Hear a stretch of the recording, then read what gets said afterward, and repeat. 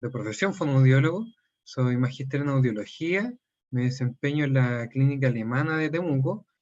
Vi ahí en el chat que alguno de los participantes, si no me equivoco, había alguien de Temuco, a lo mejor nos hemos conocido por ahí.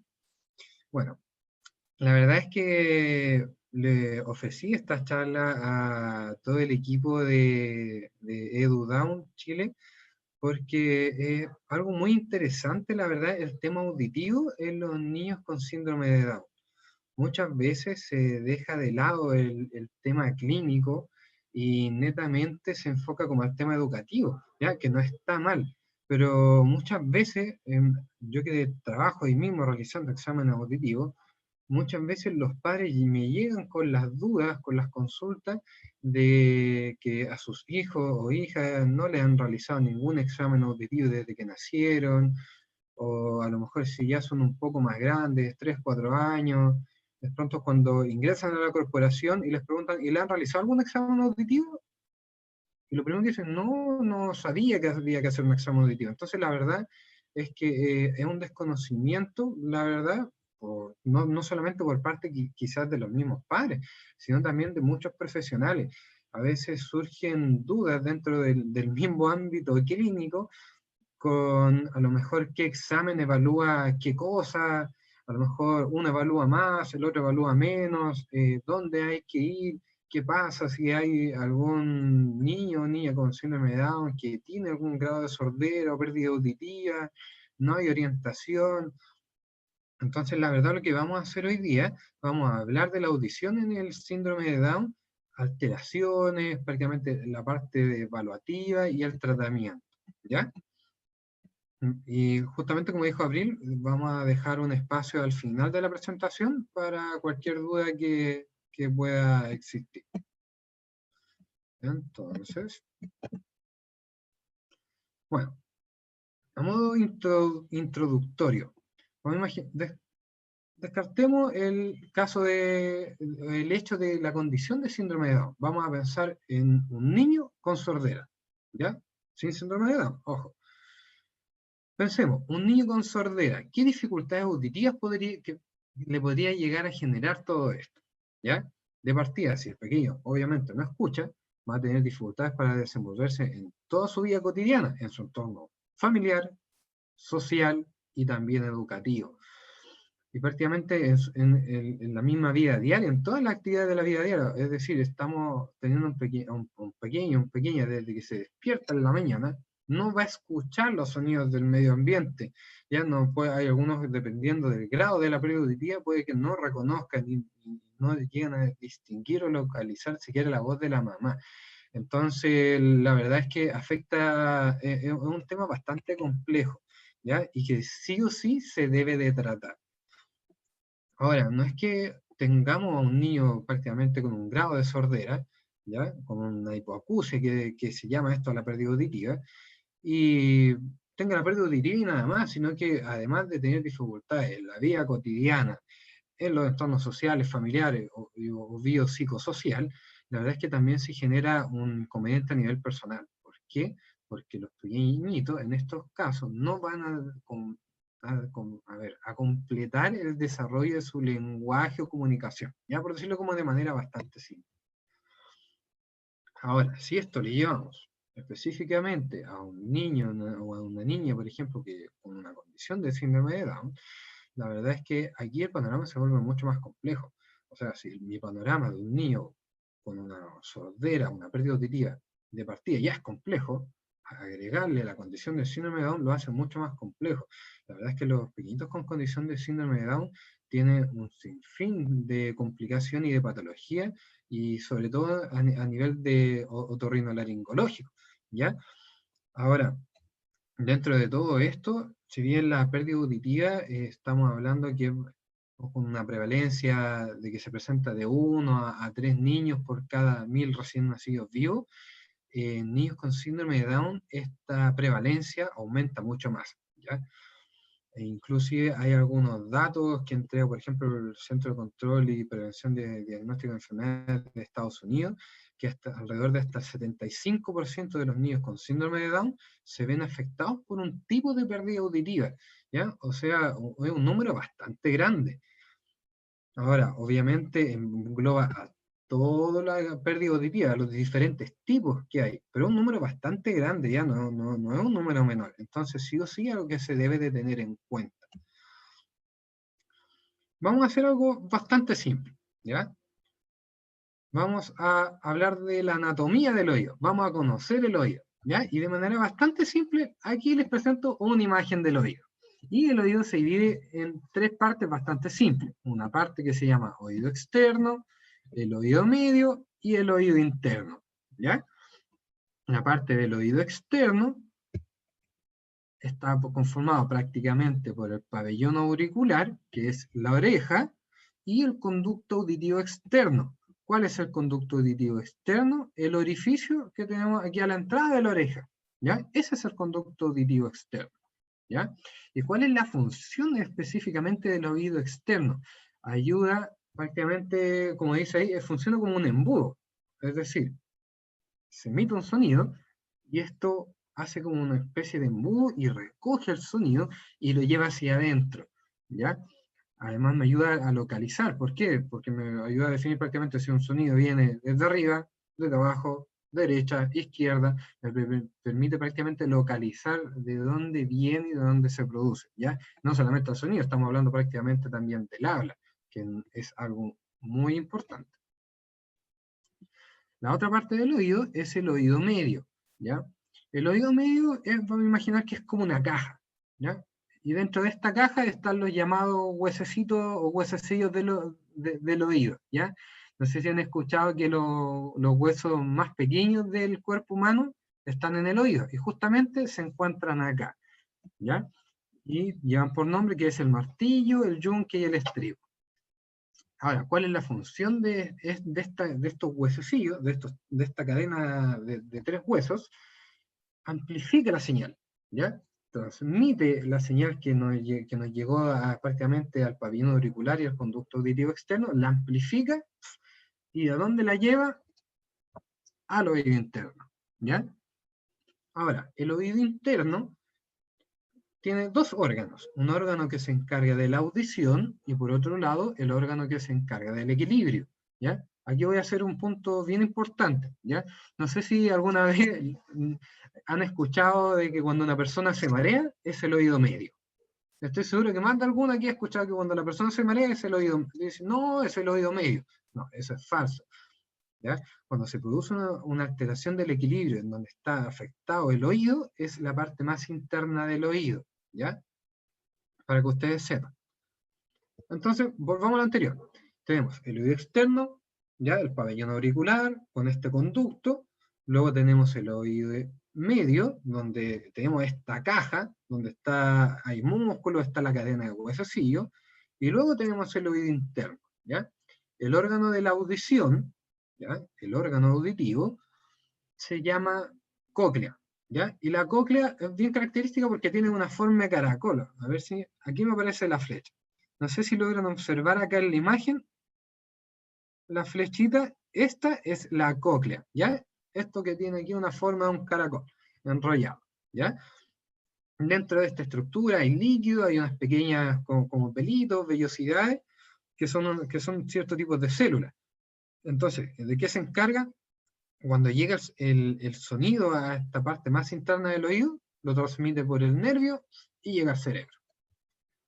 Entonces, hagamos un resumen, súper simple, sigan la flechita. Acá vamos al número 1. Se produce un sonido y llega al pabellón auricular, llega a la oreja, ¿ya? El pabellón auricular capta el sonido y lo lleva a través del conducto auditivo externo, que es este que estoy indicando aquí con mi flecha, ¿ya? Aquí el sonido llega como una onda sonora, ¿ya? Y luego choca contra esta telita que hay aquí, cerca de donde está el 2. Esa telita es el tímpano. Entonces, esta onda sonora, cuando choca contra el tímpano, se transforma en una onda mecánica. ¿Y qué hace esto? Va moviendo la cadena de huesecillos, ¿ya? Los mueve.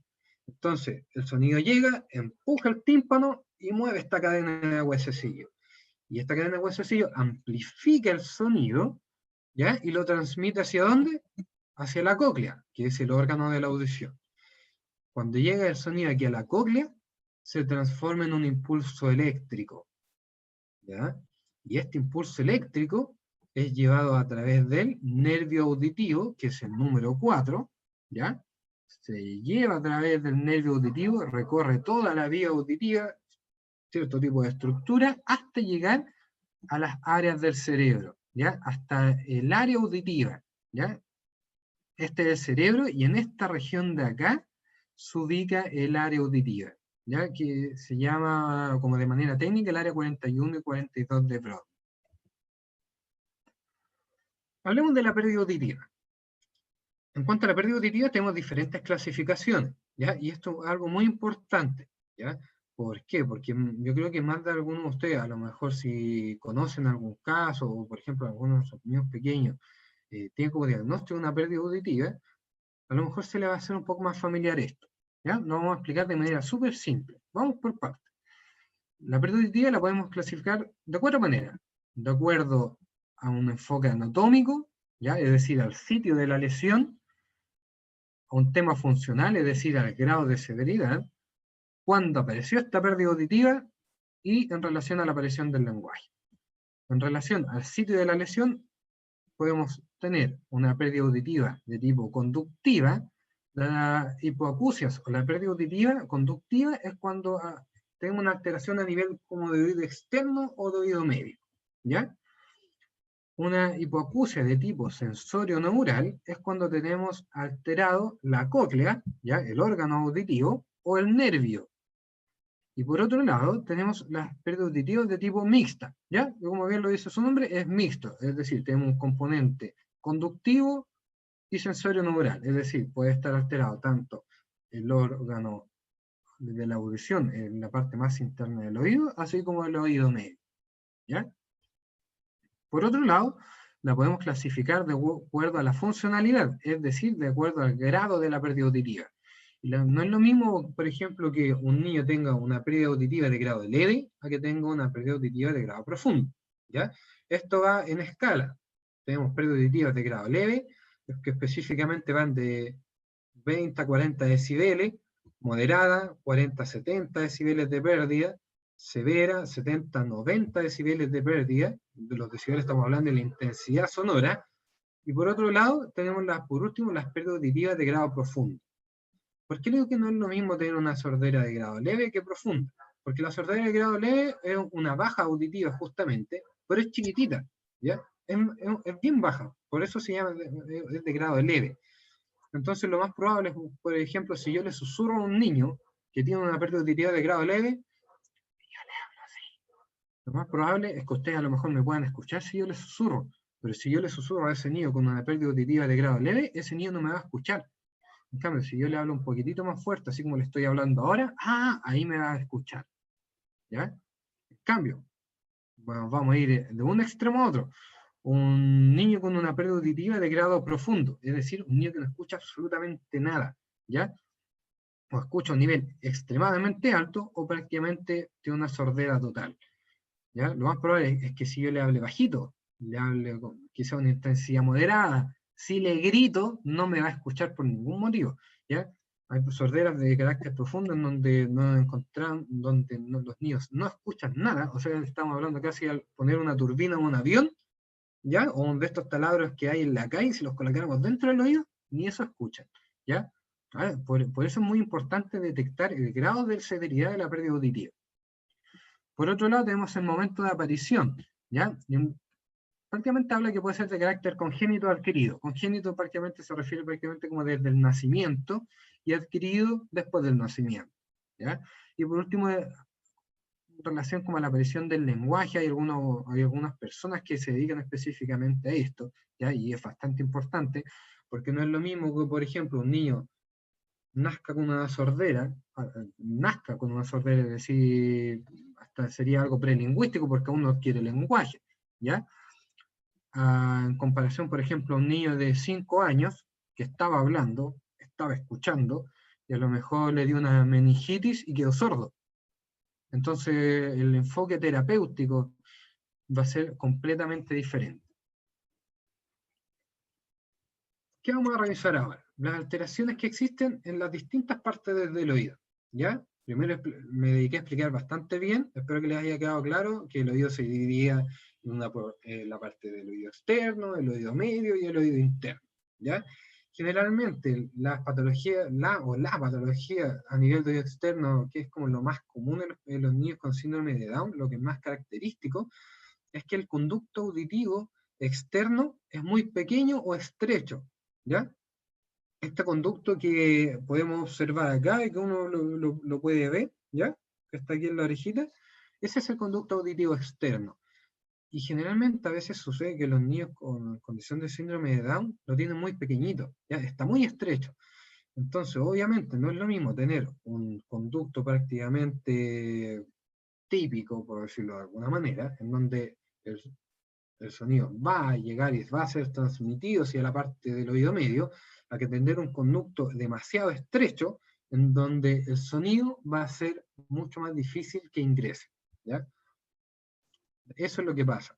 Entonces, además de eso, inclusive hay algunas publicaciones, investigaciones que dicen que alrededor del 50% de los niños que tienen condición del síndrome de Down y que presentan este conducto auditivo estrecho, generalmente tienden a formar mucho más tapones de cerumen, o a veces se le introducen algún cuerpo extraño, y es mucho más difícil de extraer. Imaginen que esto es algo, pero muy pequeñito, entonces a veces no sé, los niños generalmente, a veces uno se encuentra con cada cosa en la clínica, hay algunos que se introducen las masas Play-Doh, hay algunos, no sé, yo he visto botones, semillas y cuánta cosa más, a veces algodones que se meten dentro del oído. Entonces, imagínense, para un niño con condición de síndrome de Down, que tiene un conducto muy chiquitito, mucho más estrecho, retirar eso, sacarlo, se hace mucho más difícil, ¿ya? Acá les tengo una imagen. A la imagen que tienen a su izquierda, acá tenemos la orejita, ¿cierto? Que es el pabellón auricular. Y este orificio que vemos acá es el conducto auditivo externo, ¿ya? Si lo comparamos con la imagen que tenemos acá a la derecha, pueden apreciar netamente que el conducto auditivo en este caso es mucho más estrecho, ¿ya? Si logran observar acá, es mucho más clarito, sin embargo acá está muy estrecho, está como muy apretadito, ¿ya? Y eso netamente va a afectar a la audición porque va a estar escuchando menos, ¿ya? No es que vaya a quedar sordo profundo, no es que no escuche nada, va a escuchar, pero netamente va a escuchar un poco menos, ¿ya? Y es algo que afecta a la audición. Hablamos del oído externo, pasemos al oído medio. ¿Ya? Aquí generalmente hay 4 alteraciones como bastante generales que suceden a nivel de oído medio en los niños con condición de síndrome de Down. ¿Ya?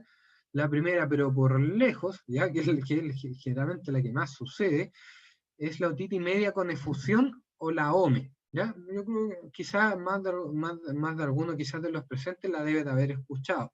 ¿Ya?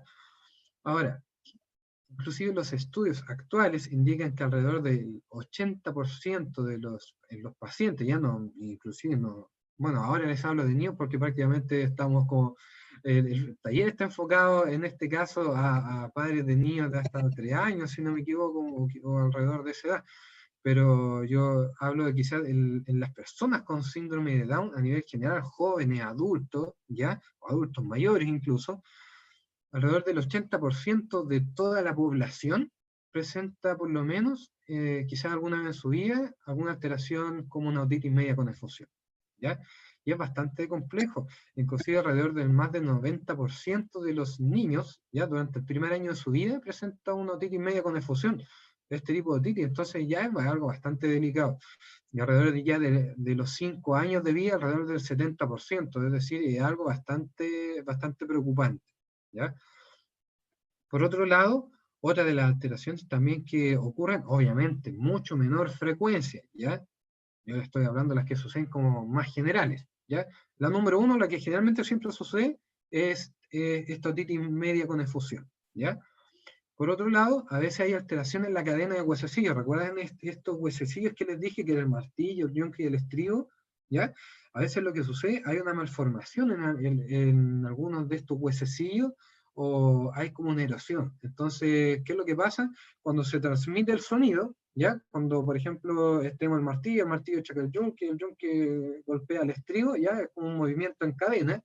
A veces donde hay una malformación se produce un error prácticamente o una alteración en la transmisión del sonido. Entonces, obviamente, baja la audición, ¿ya? Miren, aquí tenemos una imagen bastante interesante que se las quise dejar en evidencia, ¿ya? Nos vamos a quedar con el lado izquierdo, ¿ya? Miren el lado izquierdo. Esta imagen del lado izquierdo es un tímpano, ¿ya? ¿Por qué? Porque muchas veces le dicen, no, le dicen si su hijo o hija no tiene los tímpanos inflamados, no, tiene líquido en el oído, no, tiene roto el tímpano. Ya, pero perfecto, pero nadie le explica cómo es el tímpano. Entonces, para mí, qué interesante que ustedes conozcan toda la estructura, ¿ya? Esto que observan aquí a su izquierda, lo que está indicando con mi flechita, esto es la membrana timpánica. Esto es un tímpano, ¿ya? Si uno ve con el otoscopio, que es este instrumento en donde uno puede revisar dentro del conducto auditivo, esto es lo que uno vería. ¿Ya? Esto es lo que uno observa. Esto es una membrana timpánica, esto es un tímpano indemne, ya que está completamente sano. Y a su derecha, esto que observan acá también es un tímpano, ¿ya? Sin embargo, es un tímpano en donde podemos observar que en este caso, es un paciente con síndrome de Down, presenta una otitis media con efusión. ¿Y qué es lo que observamos, ya, en este tímpano? A ver si me acompaña la flecha, acá. Lo que pueden observar son burbujas, ¿ya? Se observan varias burbujas en esta cavidad. ¿Y qué significan estas burbujas? Que hay líquido en el oído. Eso es una otitis media con efusión, cuando hay líquido dentro del oído, ¿ya? Y la verdad es que es algo bastante complejo, sobre todo en los niños con síndrome de Down, da como las características anatómicas en sí, porque tienden generalmente a generar otitis media con efusión, a veces a generar líquido, ¿ya? Un poco más, un par de diapositivas más adelante lo voy a seguir explicando, pero me interesa que se queden con esta imagen. A la imagen de la izquierda observamos un tímpano completamente sano, y cuando un niño, en este caso, tiene síndrome de Down y tiene esta otitis media con efusión, cuando tiene líquido en el oído, esto es lo que uno ve, ¿ya? Así se ve. Porque todo este tímpano, detrás de este tímpano, está lleno de líquido, ¿ya? Por otro lado, ¿qué otro tipo de patología bastante frecuente que también se puede producir a nivel de oído medio es una otitis media crónica? ¿Cuál es la otitis media crónica? La que pueden observar aquí en esta imagen. Vamos primero a la imagen de la izquierda. En esta imagen de acá, donde está la flecha, es un tímpano indemne, está completamente sano, ¿ya? Y aquí en la imagen de la derecha, observamos que hay una abertura, ¿ya? Hay un orificio. Esto es una otitis media crónica. Es cuando prácticamente ocurre una perforación en el tímpano, ¿ya? Se perfora el tímpano y sale líquido. Entonces, generalmente, ¿qué es lo que sucede? A veces los pequeños despiertan, o a veces están botando líquido, están botando pus, sangre, mucho líquido, a veces con olor feo. ¿Y qué es lo que pasa? Primera atención, el otorrino, ¿ya? ¿Por qué? Porque es el médico especialista quien debe solucionar esta alteración. Entonces, ahí se me fue. Tenemos un oído, un tímpano completamente sano, y acá tenemos un tímpano con una otitis media crónica, es decir, aquí nos quedó la perforación en el tímpano, nos quedó el orificio. Y por último, una de las más grandes alteraciones que también se produce en los niños con síndrome de Down, a nivel de oído medio, ¿ya? Una alteración auditiva, generalmente se produce a nivel de la tuba auditiva o de la trompa de Eustaquio, ¿ya? Que es esta. Yo se la voy a presentar. Vamos por partes. Sigan acá la flechita, que está hacia el lado izquierdo. Acá tenemos el pabellón auricular, que es la orejita, ¿cierto? Entonces, acá tenemos el conducto auditivo externo, tenemos el tímpano y tenemos el oído medio, ¿ya? Y el oído medio tiene una conexión con una parte de la nariz, ¿ya? Y esta conexión del oído medio con la nariz se llama tubo auditivo o trompa de Eustaquio, que es esta larguita que les estoy mostrando acá, ¿ya? Que se la puse bien grande para que la pudieran observar y la tengan en cuenta. ¿Por qué? Porque me interesa que vean la imagen a continuación. Ahora nos vamos a quedar solamente con la imagen de la derecha, ya donde dice adulto. Tenemos el oído, y aquí donde hay una flechita, donde estoy señalando con la misma flecha del computador, esto que está acá es la trompa de Eustaquio, la tuba auditiva de un adulto, ¿ya? Si se fijan, es un poco más oblicua y es más larga en comparación a la de un bebé, o en este caso la de un niño, que es más horizontal y es más corta. Ustedes mismos lo pueden apreciar y la verdad que salta a la vista. En el caso, este tubo que va aquí, de la conexión del oído medio con la nariz, si se fijan, es mucho más oblicuo, mucho más diagonal y mucho más largo. Sin embargo, en el caso de un bebé o de un niño, es mucho más corto y es más horizontal. ¿Qué es lo que genera esto? Genera complicaciones prácticamente para equiparar presiones y drenar líquido. Por eso es que generalmente los niños con síndrome de Down acumulan bastante líquido y sufren de bastante de otitis prácticamente como con líquido, otitis con efusión, que después a veces si no se cuidan se transforman en estas otitis medias crónicas.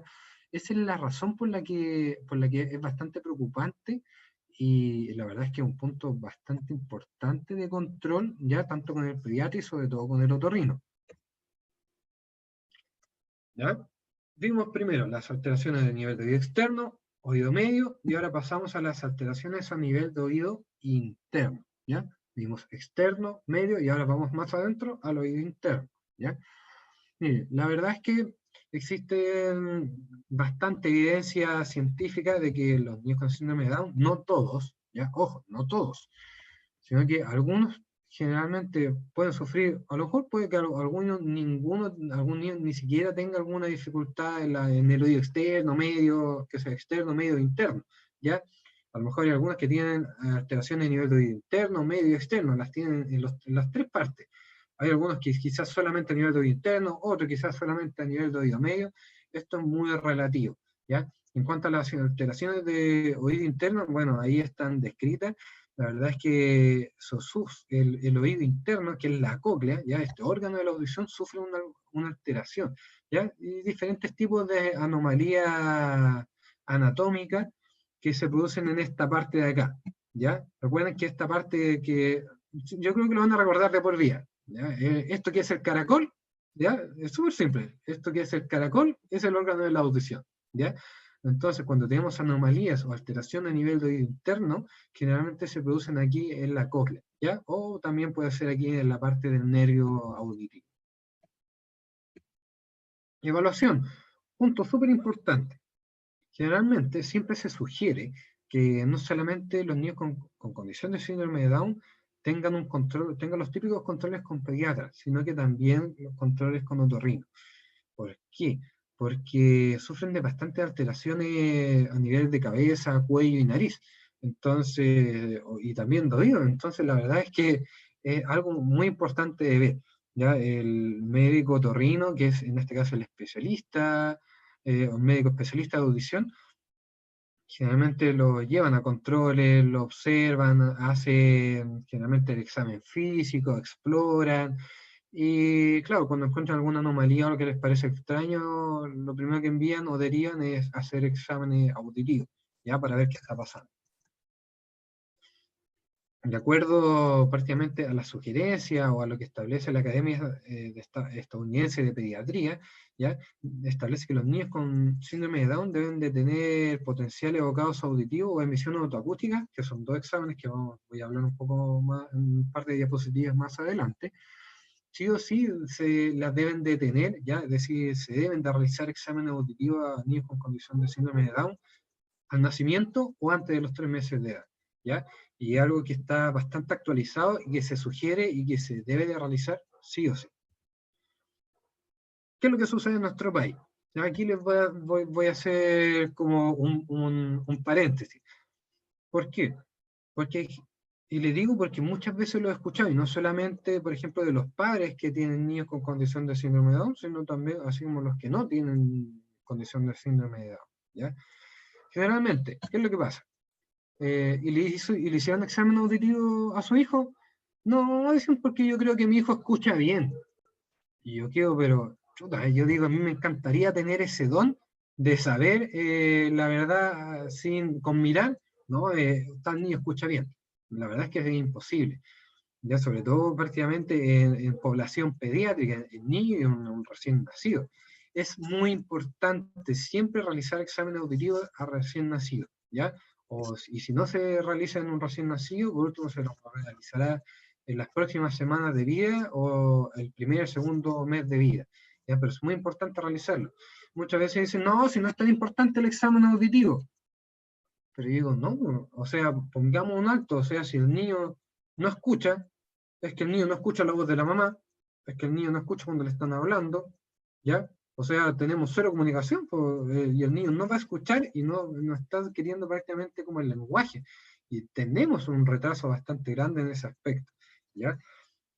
Y aquí, ¿por qué les puse esto del tamizaje universal en nuestro país? Porque uno de los exámenes que generalmente a veces se le hacen a recién nacidos está, por ejemplo, el examen se toman muestras de sangre, a veces para ver la fenilcetonuria, o si el niño tiene hipotiroidismo congénito, y a veces, no, prefiero que hagan esos exámenes porque examen auditivo, eso lo vemos después. Pero ojo, ¿por qué? Porque estamos hablando que, por ejemplo, que un niño, un recién nacido, presente fenilcetonuria es 200 veces menos que presente hipoacusia, o sea, es mucho más, o sea, es mucho más probable y es 200 veces, o sea, no estamos hablando una y dos veces, sino que es 200 veces más probable que un niño con síndrome de Down o no presente hipoacusia, presente periodicidad que presente una fenilcetonuria, ¿ya? O inclusive 3 veces más probable que presente una pérdida auditiva y que presente a lo mejor hipotiroidismo congénito. O sea, le estoy dejando en claro que es muy importante realizar exámenes auditivos, ¿ya? No estoy diciendo que los otros exámenes no sean importantes, también son importantes, ¿ya? Pero prácticamente si hablamos de la prevalencia, es mucho más prevalente la pérdida auditiva, ¿ya? En esta imagen, a lo mejor yo creo que a más de alguno lo recordará cuando le deben de haber tomado a su mismo hijo algún examen auditivo, ¿ya? Aquí les voy a conversar de los exámenes auditivos. Generalmente existen dos tipos, ¿ya? A grandes rasgos. Uno es el examen de emisiones autoacústicas, ¿ya? El examen de emisión autoacústicas es un examen objetivo, ¿ya? En este caso no depende de la respuesta de los pequeños, ¿ya?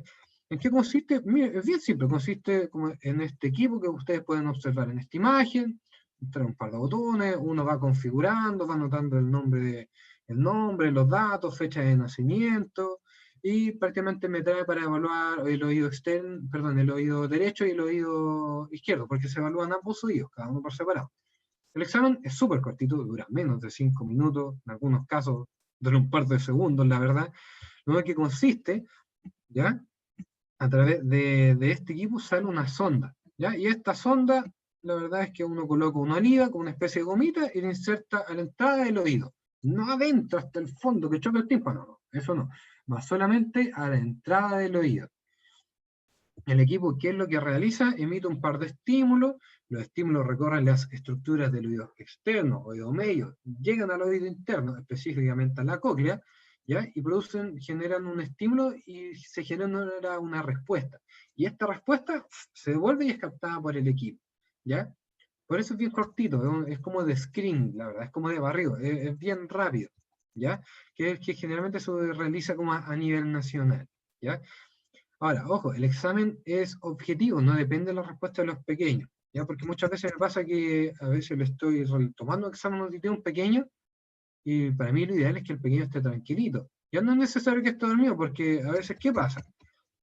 Que, bueno, aquí hay un tema un poco más complejo porque hay profesionales de salud que no son especialistas, la verdad, de audición y se dedican a hacer exámenes auditivos, ¿ya? Y a veces generalmente se da porque son, por ejemplo, matronas y enfermeras que son las que pasan mucho más tiempo en las unidades de neo, o sea, la cuna. Entonces, netamente, mucho más factible que tomen más exámenes auditivos. Y ahí se les enseña. Esto la verdad es que sí lo pueden tomar.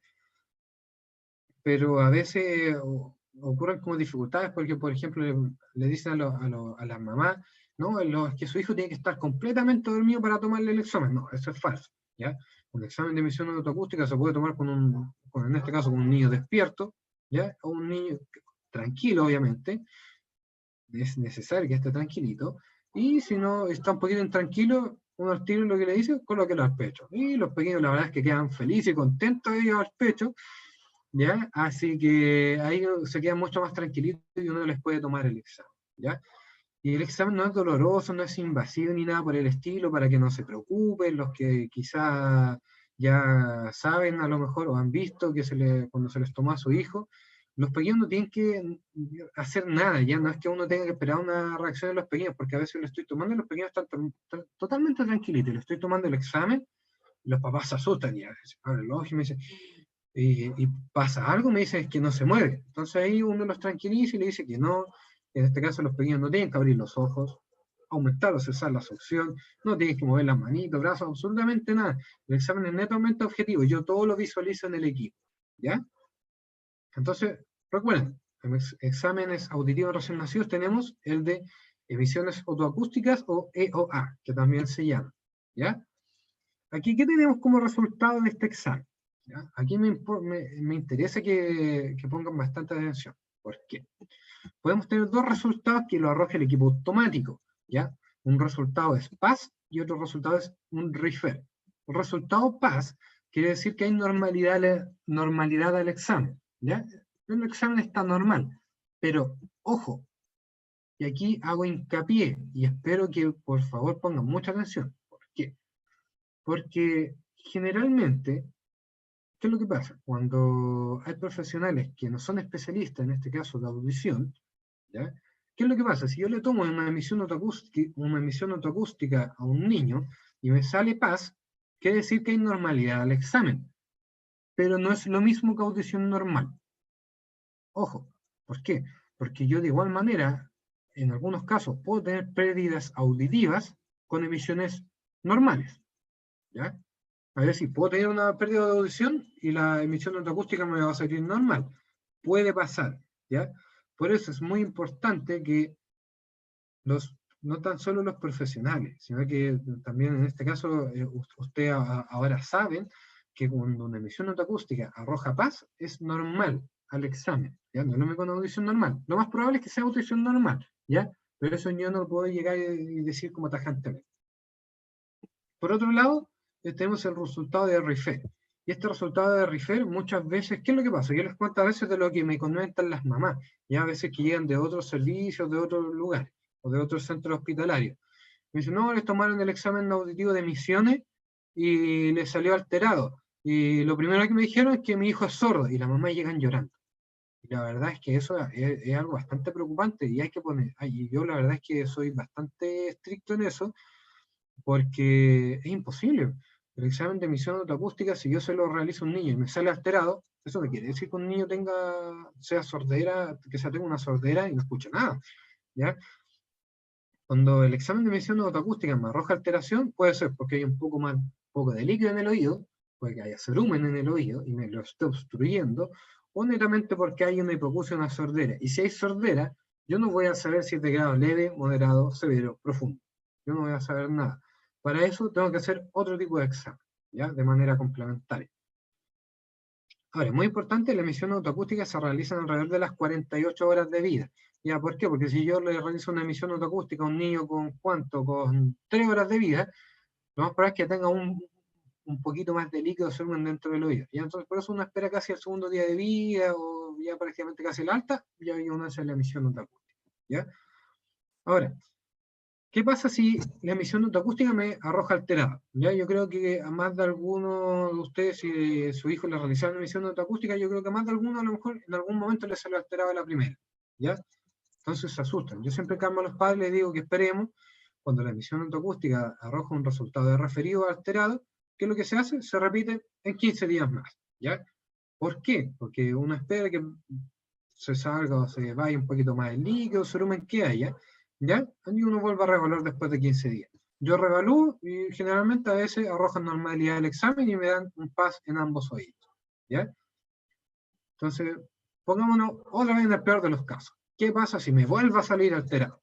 Si me vuelve a salir alterado el examen de emisiones, yo qué es lo que realizo en algunos casos, vuelvo a repetir después de 15 días más, ¿ya? O si no, netamente lo que realizan algunos profesionales y algunas personas directamente envían a realizar un examen de PATC, ¿ya? Que es el examen de potencial evocado auditivo de tronco cerebral, que es uno que vamos a ver más adelante. Veo que escriben en el chat, pero ahí no, lamentablemente no puedo ver. Después vemos todo lo que hay.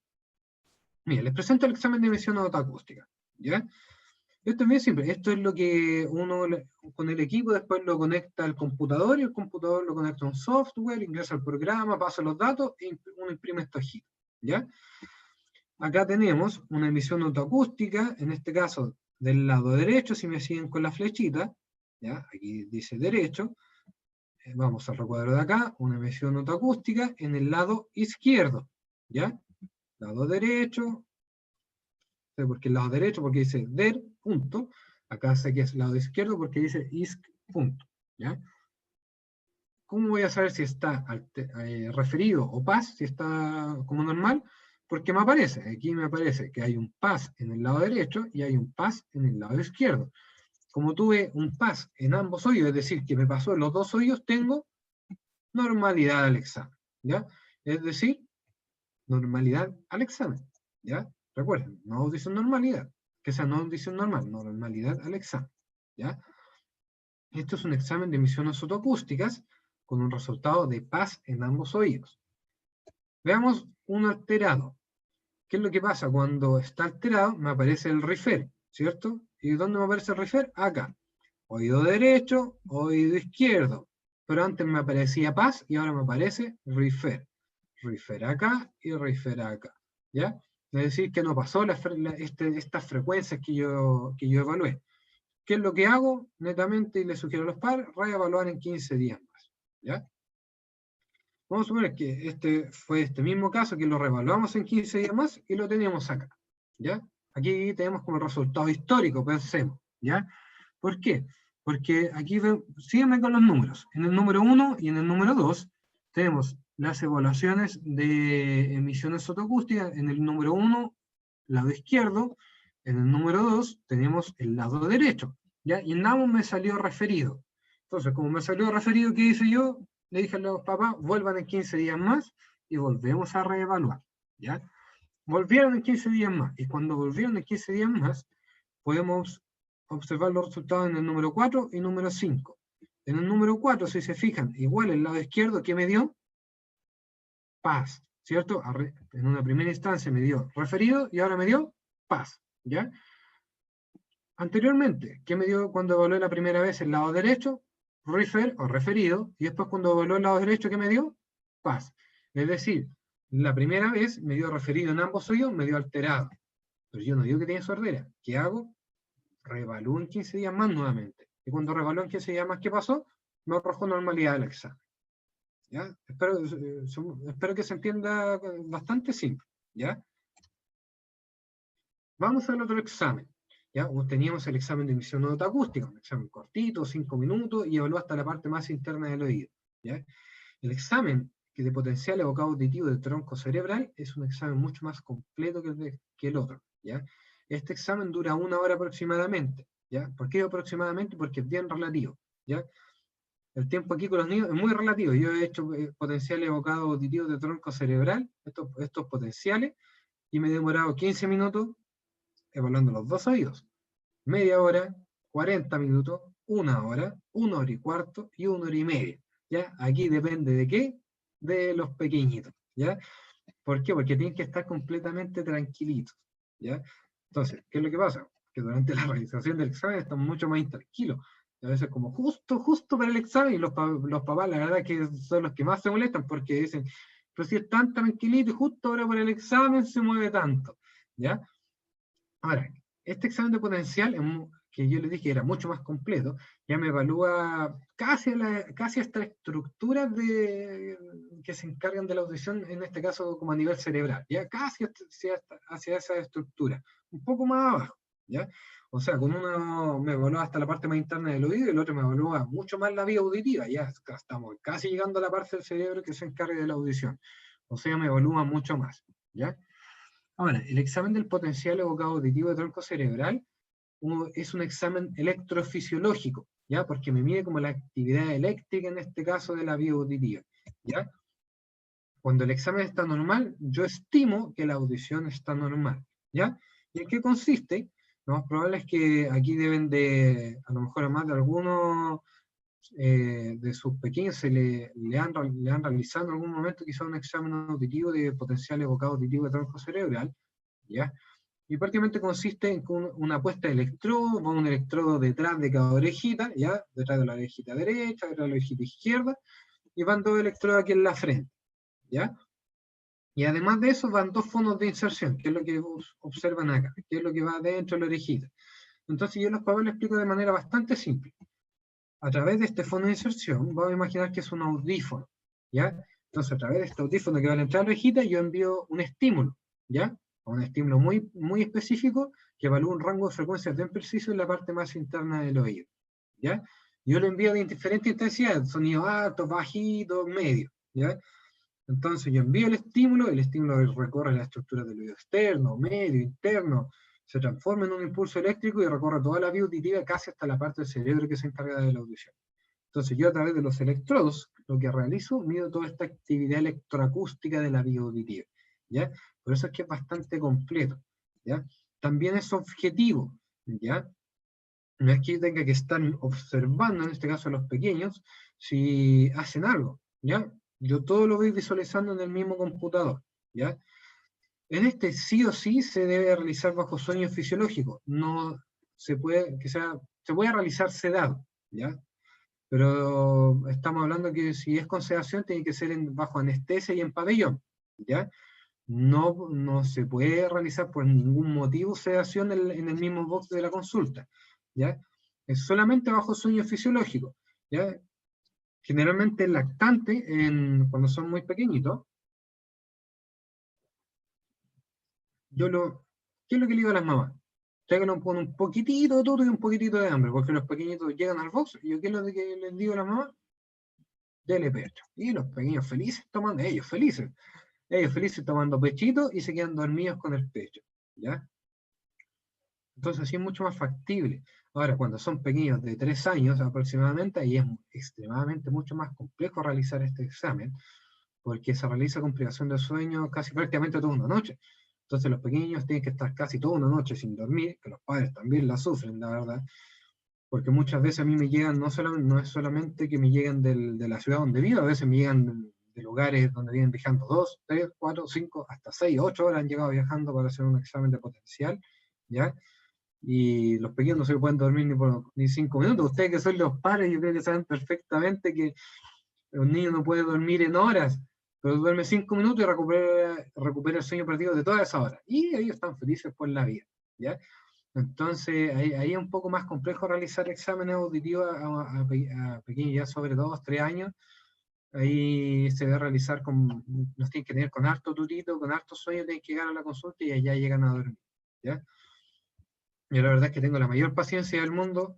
A veces estoy escuchando 40, 45 minutos de llanto, de grito, de todo, porque donde tienen tanto tuto están más irritables y es súper normal. Entonces, la verdad, yo siempre le digo a los papás, no importa, déjelo. Tiene harto su tuto, tiene harto sueño. Yo la verdad es que trabajo casi en oscuridad absoluta, no hay ruido donde trabajo. Entonces les digo, no se preocupe. En algún momento se va a cansar y se va a dormir. ¿Ya? Aunque tengan que pasar a veces, hay algunos que son súper rápidos, se duermen a los 5 minutos, que es fantástico, pero hay otros que no, y la verdad es que los más la sufren son los papás, porque a veces aguantan como 5 o 10 minutitos nada más el llanto, y a veces hacen el cambio y dicen, no, mejor entra tú con el pequeño, porque conmigo no se quiere quedar dormido, ¿ya? Ahí la verdad es que hay que ir utilizando diferentes técnicas nada más. Bueno, siguiendo con esto del potencial, la verdad es que me muestra toda la vía auditiva, en este caso de los pequeños, la puedo observar en el registro en el computador, lo puedo realizar desde recién nacido, no es un examen objetivo, y como les dije, la verdad es que se requiere bastante tiempo, a veces los padres les estoy haciendo examen auditivo a los niños, llevo 40 minutos y están como estresados, y ¿cuánto queda? Me dice, y no prácticamente a veces por saber los resultados, sino porque ya están como medio aburridos y se quieren ir. El examen requiere de bastante dedicación y bastante tiempo, ¿ya? Aquí lo que más se requiere para el examen es paciencia. Piensen que aquí cuando yo hago estos potenciales, no trabajo con diferencias de milisegundos, de segundos, trabajo a veces con fracciones de milisegundos. Entonces es tan preciso lo que tengo que observar y registrar el tema auditivo, que esto no es a la rápida. Yo la verdad es que aunque me demoro 1 hora, la verdad es que a mí no me importa. Yo, mientras hago un examen que sea objetivo, que sea certero y que sea confiable, la verdad es que les voy a entregar un diagnóstico que va a ser bastante bueno y confiable a los papás, y obviamente se van a quedar mucho más tranquilos, ¿ya? Y por otro lado, también se requiere la experiencia del examinador, en este caso de la persona que evalúe, porque no es lo mismo. Por ejemplo, yo le puedo realizar un potencial auditivo, evocado auditivo de tronco, estos potenciales a un adulto. Y la verdad es que los resultados son casi de libro. O sea, yo miro un libro y es casi igual. O sea, es netamente lo que me dice el libro, el examen, ¿ya? Pero en niños en población pediátrica, y sobre todo más aún, por ejemplo, en niños con condición de síndrome de Down, cuando encontramos alteraciones, las alteraciones no son de libro. La verdad es que aquí puede ocurrir cualquier cosa. Entonces, es muy necesario el ojo clínico, ¿ya? Y llegar a determinar qué puede estar pasando en la audición, ¿ya? Mira, aquí les traigo un par de registros. Quizá hay algunos que están un poco más familiarizados con ellos porque le han realizado potenciales evocados auditivos a sus mismos pequeños, ¿ya? Miren, la verdad es que hay algunas personas que evalúan a 3 grandes intensidades: 80 decibeles una intensidad fuerte, otros a 50 decibeles una intensidad moderada, y a 30 decibeles una intensidad baja, ¿ya? Otros que evalúan a diferentes intensidades. Miren, la verdad es que a mí me gusta conversarle a los papás, ¿ya? Me gusta educarlos durante el examen y que estén informados de qué se trata, ¿ya? Porque también tienen que saber de qué está pasando. Entonces yo les digo que evalúo a 4, a veces hasta 5 grandes intensidades, evalúo a 80, 60, 40, 30, 20. O sea, cuando yo les tengo el examen, les digo, mire, tome, el examen que yo le estoy entregando es muy confiable, y es tan confiable, la verdad, que me preocupo de hacerlo de manera muy certera, ¿ya? ¿Por qué no hasta 30? Yo podría dejarle el examen auditivo, por ejemplo, con un registro que escucha hasta 30 decibeles de intensidad. Pero resulta que, ¿qué está pasando a 20?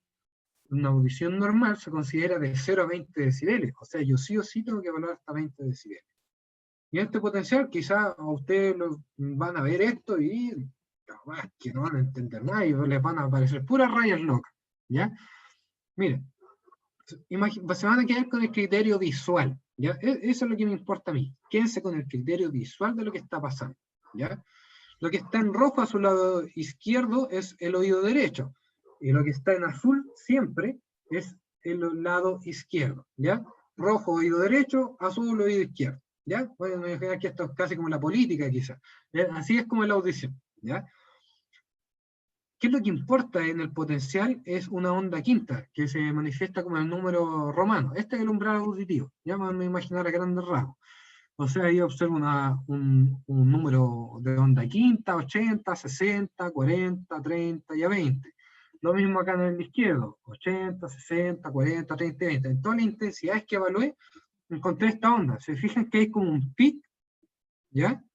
Esta onda, justo aquí hay un pic, ¿ya? Y este pic, al que yo lo tengo como una onda quinta, es el umbral de audición, ¿ya? Ahora, ¿por qué es difícil? ¿Por qué demora el examen? Porque si se dan cuenta, si yo le envío un sonido muy fuerte, o sea, a 80 decibeles, no sé, imaginemos un taladro, una calle, se ve súper clarita la onda. Pero ¿qué pasa si yo le envío un sonido a 20 decibeles, que es casi la intensidad de un susurro? Miren acá abajo. La amplitud es muy bajita esta onda. Entonces, por eso es que se demora el examen, porque es muy difícil llegar a poder obtener esos registros, ¿ya? Entonces, en su mente, observen prácticamente el examen y se van a quedar con la imagen de que no tenemos esta onda quinta hasta una intensidad, la intensidad más mínima, ¿ya? Entonces, observan ese registro y vamos a ver el siguiente. Miren, en el lado derecho, súper bonito, tenemos este registro de una onda quinta súper linda, a toda esta intensidad, ¿ya? De la intensidad más alta hasta la intensidad más baja. Miren, esto va como una diagonal, ¿ya? Vamos aquí al lado izquierdo. Lado izquierdo tenemos, aquí tenemos a 90, 80, 70, pero a 60, a 50 no encontramos nada. ¿Qué pasó? ¿Qué fue lo que pasó específicamente? Hay una pérdida de audición. Así es como yo mido la pérdida auditiva en un potencial, ¿ya? Recuerden que esta onda quinta es lo que me va marcando mi umbral de audición, o sea, yo escucho, escucho, escucho, escucho, ¿ya? Pero aquí, escucho, escucho, escucho, y aquí no escuché, aquí ya no escuché, y la verdad es que aquí, a esta intensidad que no escucho, es a esta. Es decir, aquí específicamente lo que yo observo es una sordera, es una baja de audición de grado moderado. ¿Se acuerdan que yo le dije que había grado leve, moderado, severo y profundo? ¿Ya? Aquí, como es hasta 70, hablamos de una pérdida auditiva de grado moderado a severo, ya está como en el límite, ¿ya? Veamos otro caso. Perdón, vamos al anterior. Ahora, generalmente, el trazado que ven aquí en el lado izquierdo, generalmente a veces es el trazado que uno observa en niños con condición de síndrome de Down y que sufren muchas veces de líquido en el oído, ¿ya? No me voy a detener a explicar específicamente el por qué, pero generalmente este es el trazado, ¿ya? Hay una onda 1 que observan aquí, si se fijan en esta onda 1 aquí en el derecho, si bajamos, bajamos, bajamos, bajamos, bajamos, se produce como pasadito de 1 milisegundo, ¿ya? ¿Se fijan? Está como pasadito 1 milisegundo, sigan mi flecha, 1 milisegundo. Veamos dónde está la onda 1 en el lado izquierdo. Ahí está la onda 1, bajamos, bajamos, bajamos, bajamos, bajamos, bajamos, bajamos, chuta, está pasadito del 2, ¿ya? Cuando esta onda 1 está desplazada, es decir, se aleja, ¿ya? Mientras más tiempo tarde en aparecer, significa que hay una alteración a nivel de oído medio, ¿ya? Y lo más probable es que sea por líquido en el oído. Veamos otro caso. Los niños con síndrome de Down pueden tener audición normal, como vimos en el primero, pueden tener un oído con audición normal y el otro con una pérdida auditiva conductiva, o en este caso, como pueden apreciar acá, podemos observar que ambos oídos tienen pérdidas auditivas conductivas, ¿ya? Porque si pueden observar acá la onda quinta, la encontramos solamente hasta 70, 60 nada, 50 nada, y recuerden que tenemos que llegar hasta 20. ¿Y qué pasa aquí en el izquierdo? Tenemos 80, 70, 50, 60, 50, pero 40, 30 y ya 20 no tenemos. Entonces ya netamente eso me está diciendo que hay una sordera, que hay una baja de audición, ¿ya? Entonces eso me interesa que les quede claro. Hay niños con condición de síndrome de Down que nacen con audición normal, hay otros que a lo mejor en el transcurso de los primeros años de vida sufren de otitis y baja la audición, pero después que las tratan del otorrino, se va el líquido, quedan escuchando súper bien. A veces se ve alterado el oído interno, como es el caso de acá, ya que quizás visualmente pueden observar que es muy diferente a todos los registros anteriores. Aquí se pueden dar cuenta que hay una alteración, obviamente, que en este caso es de oído interno, ¿ya? Eso me interesa, que ustedes sepan que los niños con condición del síndrome de Down, no es que tengan, tiene condición del síndrome de Down, ya, tiene sordera, no tiene sordera de oído medio, no, tiene alterado el oído interno, no, aquí todo puede pasar, ¿ya? Todo puede pasar. Hay pequeños que tienen audición normal, otros pequeñitos con condición del síndrome de Down que tienen sordera profunda, otros sorderas leves, otros que tienen sordera del nacimiento, otros después del nacimiento, otros que afectan al oído medio, otros al oído interno, otros a los dos oídos, otros a un oído. Aquí todo puede pasar, ¿ya? No es que haya como una regla, ¿ya? Eso me interesa dejarles en claro. Y por último, el último examen que voy a tocar es la impedanciometría. Este examen es bien cortito, ¿ya? Y prácticamente nos sirve como para ver el estado del oído medio, ¿ya? Esto la verdad que lo voy a pasar, voy a quedar con esta imagen. ¿En qué consiste? Yo coloco una sonda a la entrada del oído y el equipo emite como una presión de aire, ¿ya? Entonces, emito la presión, ¿y qué es lo que hace? Esta presión choca contra el tímpano, ¿y qué hace el tímpano? Se mueve, y después retrocede. ¿Y qué es lo que mido yo? El choque del cuánto se movió, es decir, mido como la movilidad del tímpano, ¿ya? Y la movilidad de este tímpano, yo lo puedo registrar con unas curvas, ¿ya? Y dependiendo de la curva, yo sé qué puede estar pasando, ¿ya?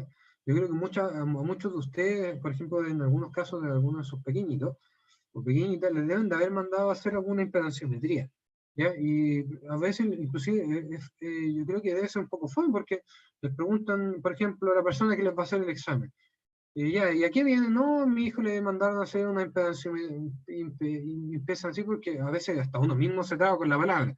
Entonces, ya, impedanciometría. Ya, ok. Y llega y le dice, ya, sí, siéntese ahí, examen, colocan la sonda en el oído y listo, para afuera. pero ¿cómo hacer eso? La verdad es que yo no. Yo siempre me preocupo de explicarle a los padres de qué se trata. Y les digo que se envía esta onda de presión, mueve el tímpano y nos sirve para ver la movilidad del tímpano, ¿ya? Aquí podemos ver unas curvas, ¿ya?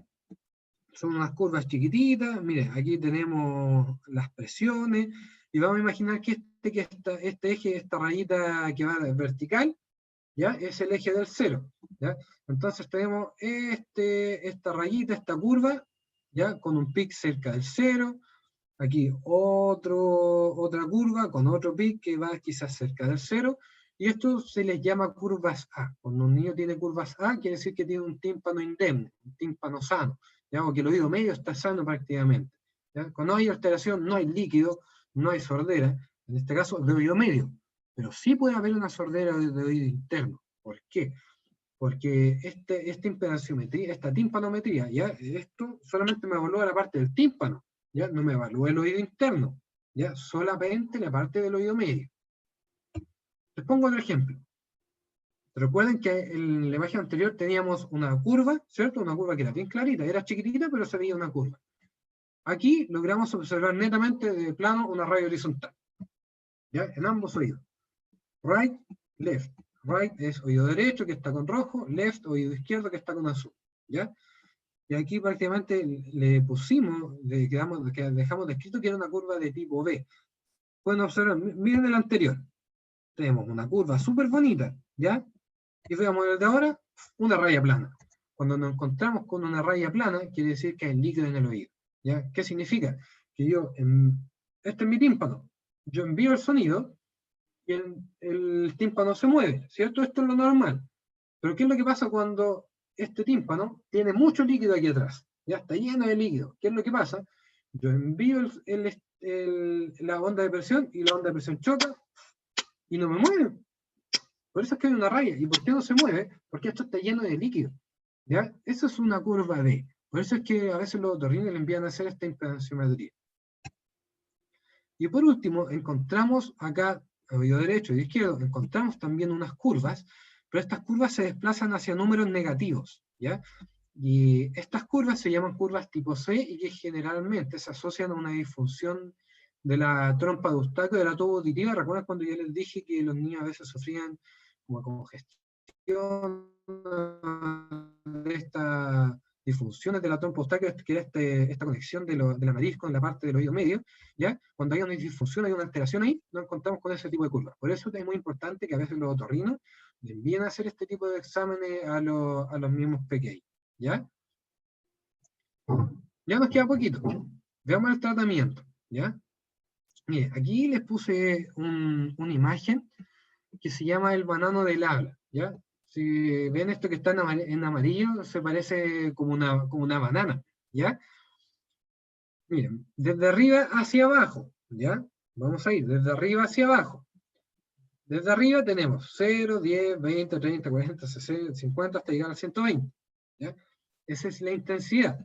Si yo tengo intensidades de 0 a 20, son bajitas, ¿ya? Por ejemplo, una intensidad cercana a los 10 decibeles, el sonido que se produce quizá del movimiento del aire quizás del movimiento de los árboles con el aire. Por ejemplo, a 20 decibeles, a ver si logran seguir por ejemplo, mi flecha que está acá, a 20 decibeles podemos tener la intensidad del susurro. Por ejemplo, si yo estoy hablando así, ahí estoy hablando a 20 decibeles. Por ejemplo, si a 60 decibeles que acá, es por ejemplo, si yo estoy gritando, ahí estoy hablando a una intensidad de 60 decibeles. Una intensidad de 100 decibeles, vamos acá, el sonido de un camión, el sonido de una motosierra, esos son 100 decibeles. Ya 120 decibeles, es decir, estamos hablando del sonido prácticamente de taladros, de explosiones, de motores de turbinas de un avión, ¿ya? Entonces aquí vemos las sorderas. ¿Se acuerdan cuando yo les dije que habían sorderas profundas? ¿Ya? Es decir, tenemos sorderas que se producen acá, y en donde prácticamente los niños vienen a escuchar sonidos de ¿qué? De una turbina de un avión. Cuando tenemos sorderas de grado moderado, quiere decir que los niños, si yo le grito a un niño, el niño me va a escuchar un susurro, ¿ya? Sorderas de grado leve, que si yo le estoy hablando a un niño, el niño prácticamente va a sentir, si lo estoy hablando en intensidad normal nada más, el niño me va a sentir un susurro, ¿ya? Entonces, por eso es muy importante llegar a determinar el grado de la pérdida auditiva, ¿ya? Mira, esto está prácticamente todo de acuerdo a la guía clínica del GES, ¿ya? A todas las líneas clínicas del MinSal de la hipoacusia, ¿ya? Por lo menos lo bueno es que las pérdidas auditivas están cubiertas, tanto hay una guía clínica que son para los prematuros y otra guía, son guías clínicas para los niños que presentan pérdida auditiva, inclusive de hasta grado moderado y hasta los 4 años. Antiguamente cubría solamente hasta los 2 años de edad y después se amplió hasta los 4, que fue algo bastante bueno, ¿ya? El tratamiento netamente de que va a depender del tipo de pérdida auditiva y de las mismas características, ¿ya? HC es la hipoacusia de conducción, ya estamos hablando de una hipoacusia, una sordera que se produce a nivel de oído medio, ¿ya? Ahora, dijimos que la causa más frecuente de este tipo de baja auditiva, ¿cuál era? ¿Recuerdan? La otitis media con efusión, la OME, cuando había líquido en el oído, ¿cierto? Yo creo que al más de alguno quizás le debe haber pasado que su pequeño o pequeña le hayan diagnosticado que tenía líquido en el oído. Lo más probable es que el otorrino, ¿qué dijo? Ya, vamos a colocar tubos de ventilación transtimpánica. Chuta, yo no queda, pero ¿qué es eso? ¿Cuáles son estas cositas? Las mentadas colleras, ¿ya? Yo creo que más de alguna ha escuchado las colleritas o las colleras. ¿Y qué son las colleras prácticamente? Lo podemos observar acá, son una argolla, ¿ya? Son como unas argollitas de plástico, como de cierto material, ¿ya? Recuerden el tímpano, que un tímpano sano que yo le había mostrado, entonces aquí se coloca la collerita. El otorrino hace una cirugía, una inserción, perforación muy chiquitita y coloca esta collera, ¿ya? Ahora, ¿qué es lo que hace esta collera? ¿Ya? Aquí a veces hasta los profesionales, permiso.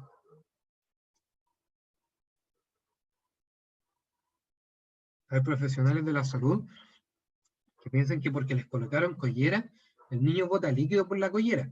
Pero eso es completamente falso, ¿ya? Obviamente va a botar líquido, lo más probable. Pero la collera no es para que el líquido que haya en el oído medio salga, ¿ya? La collera, ¿qué es lo que hace? Equipara presiones, ¿ya?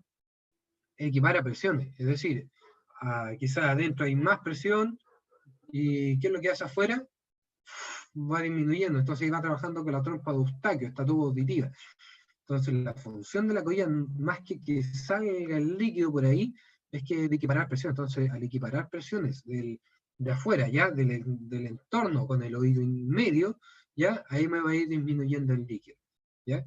Finalmente, ¿cuáles son las consultas de los padres? Y inclusive me solicitaron que hablara en este caso de las mismas colleras. Fue de cuánto dura una collera, ¿ya? A veces me dicen, chuta, a mi hijo le duró 3 semanas la collera y ya se le cayó. Otro me dice, chuta, mi hijo tiene como 2 años en la collera.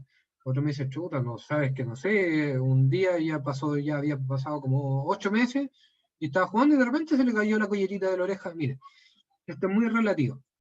Generalmente a veces las colleras duran de 6 meses a 1 año. Y hay algunas que duran un poco más, ¿ya? Dependiendo del tipo de collera que uno coloque. Si se caen, por ejemplo, a las 3 semanas, la verdad es que hay mejor consulta, o a las 2 semanas, mejor que le consulten al mismo médico otorrino que lo operó para que vea qué es lo que está pasando, ¿ya? Miren, primero veamos esta imagen. Observamos una collera, ¿ya? Este tubo de ventilación que va en forma de argolla, ¿ya? Y por otro lado, tenemos este tubo, ¿ya?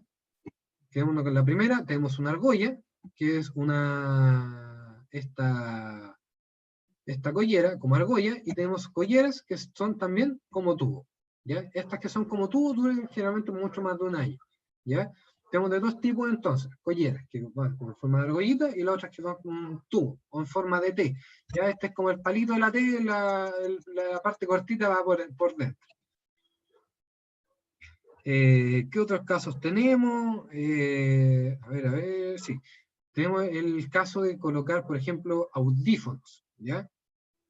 Hay pequeños que a veces no basta con una cirugía, que están escuchando menos y tienen alteración a nivel de oído medio, y lo que uno coloca son especies de audífonos, ¿ya? diferentes tipos de audífonos o de prótesis auditiva que uno podría colocar. Por ejemplo, hay casos que, imagínense, un niño con o sin condición de síndrome Down, independiente, ¿no? Imagínense que no tiene el pabellón auricular, imagínense que no tiene las orejas, ¿ya? Si no tiene las orejas, igual va a escuchar, ¿ya? Porque el oído medio o para atrás, o el oído interno está bueno, ¿ya? Pero el oído externo no. O sea, netamente va a escuchar menos, ¿ya? Y hay que poner el audífono, pero ¿dónde le vamos a poner el audífono? Es como raro. Entonces, ¿qué es lo que uno realiza en estos casos? Hay algo que se llama softband o cintillo en algunos casos, que uno coloca como una especie de cintillo, quizás lo han visto, algunos los conocen, colocan como una especie de cintillo y uno coloca como una cajita que es un vibrador óseo, ¿ya? Entonces los sonidos se transmiten como a nivel de hueso, como a nivel de vibraciones, ¿ya? También se puede hacer eso. HSN son las hipoacusas sensorio-neurales o estas pérdidas auditivas que se producen a nivel de oído interno, ¿ya? Aquí netamente tenemos dos opciones.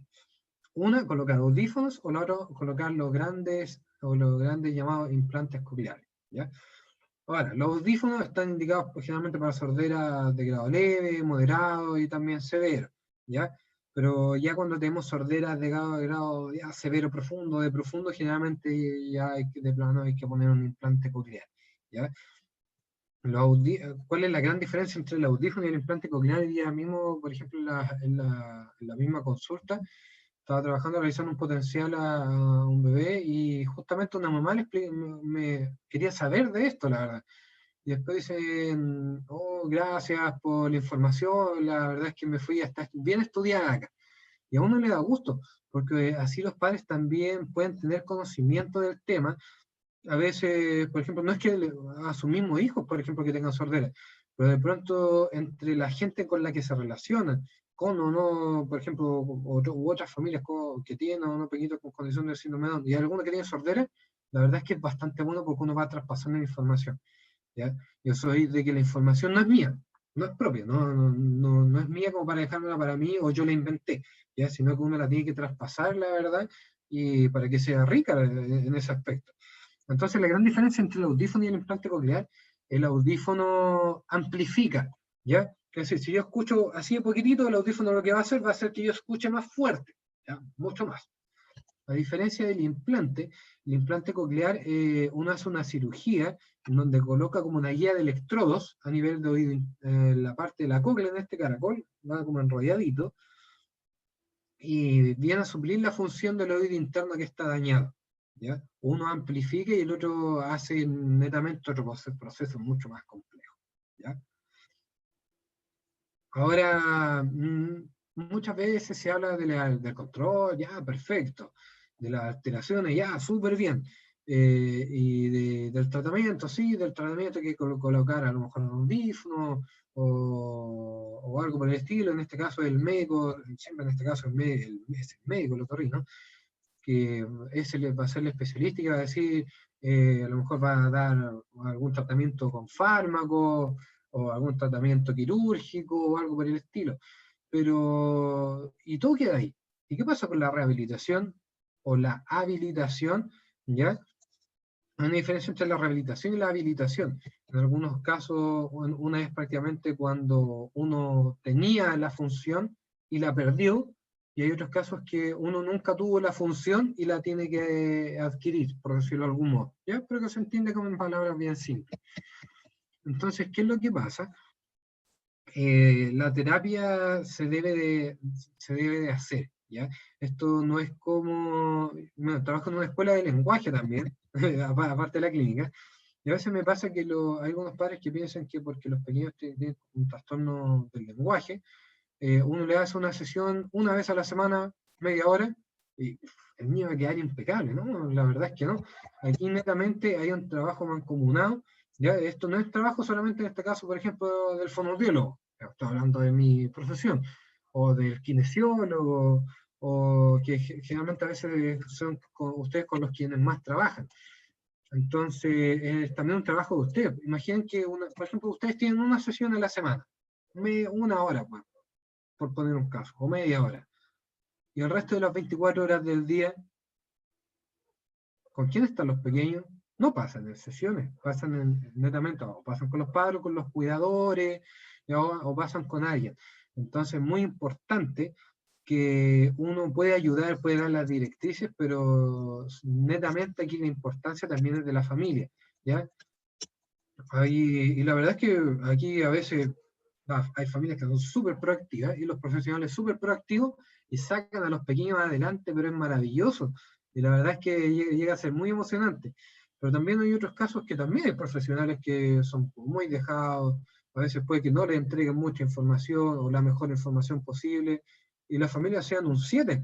O también pasa al revés, que la familia no trabaja mucho y los profesionales son un 7 con ellos. Entonces aquí hay que lograr un equilibrio prácticamente que netamente el objetivo es ayudar en este caso a los mismos pequeñitos. ¿Ya? Piensen que si tengo un niño, en este caso tengo los niños, por ejemplo, con una condición de síndrome de Down, que ya por la misma condición presentan cierto tipo de dificultades, sobre todo a nivel lingüístico, ¿ya? Que netamente tienen dificultades a nivel del lenguaje, de la comunicación, ya dado ya por el síndrome de Down. Imaginen que a eso le agregamos que tienen sordera. O sea, algo bastante complejo.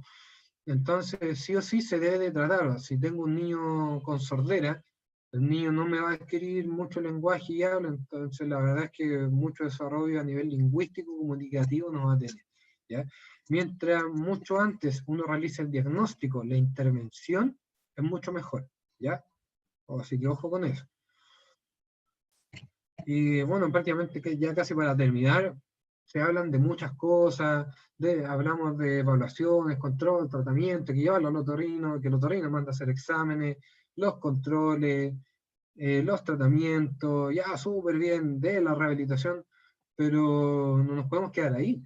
Hay algo que es un punto que es bastante importante, que es la integración social, ¿ya? Tengamos en cuenta no solamente a niños, ¿ya? Sino a personas con su condición de síndrome de Down, ¿ya? Y netamente imaginamos, pongamos en el caso que además les vamos a sumar la pérdida auditiva, o sea, ya estamos teniendo un caso mucho más complejo, que esta persona con condición de síndrome de Down y con sordera va a tener mucho más dificultad en la vida cotidiana, en el ambiente social, familiar, laboral, y la verdad es que aquí lo importante es que también exista una integración a nivel social, ¿ya? Por último, para terminar, como conclusiones, ¿ya? ¿Qué es lo primero que tenemos? Como se pudieron dar cuenta, los niños con condiciones de síndrome de Down sufren de bastantes alteraciones a nivel de oído, ¿ya? A nivel auditivo. Y que es importante que los vea un otorrino, ¿ya? Se sugiere que no solamente en nuestro caso, bueno, siempre va a ser el pediatra, pero yo siempre digo, a modo general, siempre he dicho que las mamás siempre tienen la razón, la verdad. Porque cuando la mamá cree que está pasando algo, es porque generalmente está pasando algo. Entonces, a veces cuando la mamá que dice, chuta, yo creo que Juanito, por ejemplo, o Juanita no escucha, que a veces los mandan a hacer examen auditivo y realmente no escuchaba y a lo mejor tenía líquido en el oído. Y claro que tenía razón. Entonces es muy importante que puedan estar en control periódico con otorrino. Si creen que algo está pasando y que no escucha bien su hijo, llévenlo directamente a un otorrino, ¿ya? Y él les va a mandar a hacer examen auditivo, ¿ya? Por otro lado, no solamente basta con que, ya lo llevé donde el otorrino y listo, no. O sea, si tienen algún problema auditivo, veamos cuál es el problema auditivo y cuál es el daño o la complicación que estaría generando. ¿Ya? Porque si tenemos ciertos tipos de sordera, o sea, si tenemos un niño con sordera y con líquido en el oído, y usted le habla y dice, Martín, por ejemplo, tráeme los zapatos que están ahí, o no sé, o por ejemplo lo van a retar y el niño hace algo malo. Usted le dice, no, Josefina, no hagas eso.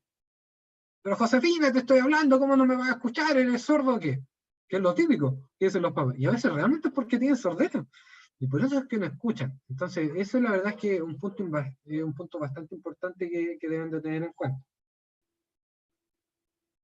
Y por último, dejarles en claro que no es que, ya, hay líquido, listo, se trató, hay sordera, listo, se trató, se puso un audífono, un implante, no, hay que hacer rehabilitación.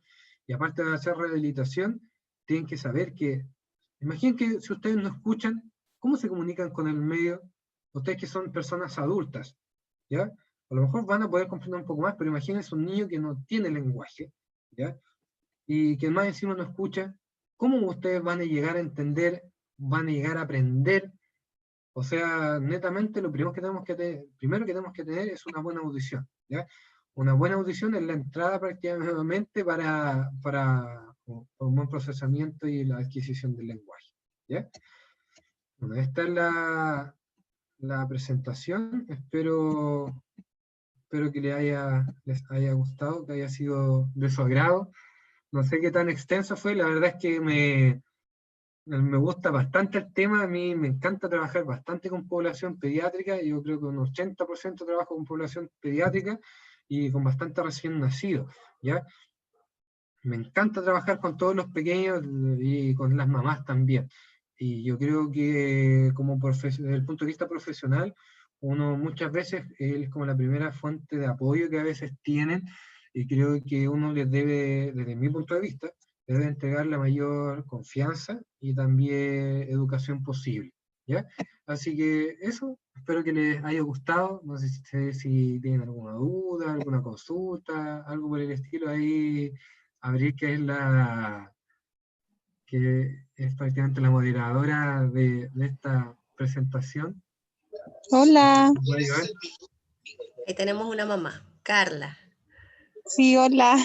Hola. Mira, disculpa que sabes que yo a Violeta cuando nació, nosotros estábamos con COVID y no estoy ¿Ya? segura si le hicieron el examen del oído, pero ella no se ve que tuviera problemas de audición. De hecho, de todo lo contrario. ¿Es necesario que haya tenido el examen? ¿Cómo? ¿Qué dice? Te escucho un